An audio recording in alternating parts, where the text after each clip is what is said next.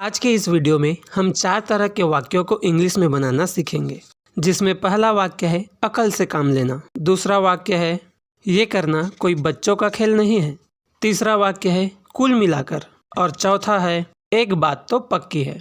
इस तरह के वाक्यों को हम अक्सर अपने डेली लाइफ में बोलते हैं। तो चलिए जानते हैं कि इन्हें इंग्लिश में कैसे बनाएं। आइए चलते हैं हमारे पहले स्ट्रक्चर की ओर। आप सभी इस तरह के वाक्यों का प्रयोग अपने डेली लाइफ में करते होंगे, जैसे तुम्हें बुद्धि से काम लेना चाहिए, अकल से काम लो, उपाय मिल जाएगा, तुम दिमाग लगाकर काम क्यों नहीं करते।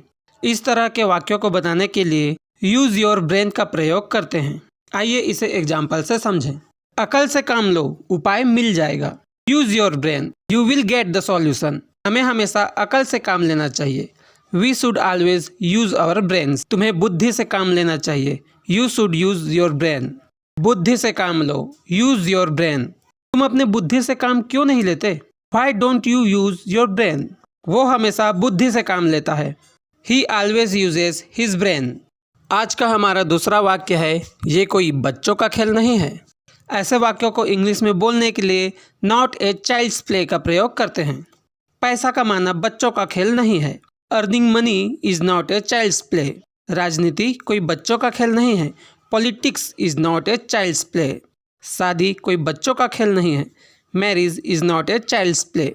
चलिए आगे बढ़ते हैं। आज का हमारा तीसरा वाक्य है कुल मिलाकर। ऐसे वाक्यों को बोलने के लिए ऑल इन ऑल का प्रयोग किया जाता है। आइए इसे भी एग्जाम्पल से समझते हैं। कुल मिलाकर वह खुश है। All in all he is happy. कुल मिलाकर वह पागल है। All in all he is mad. कुल मिलाकर तुमने सारा काम कर लिया है। All in all you have done all the work. कुल मिलाकर हमने सारा काम कर लिया है।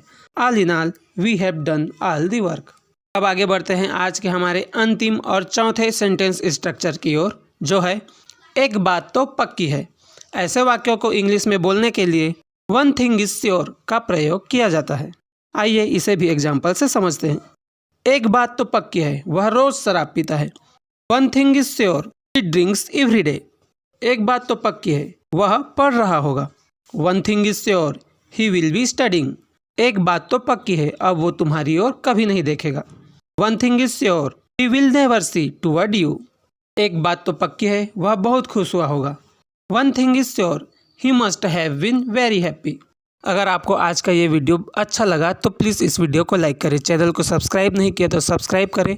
बेल आइकन को प्रेस करना कभी ना भूलें।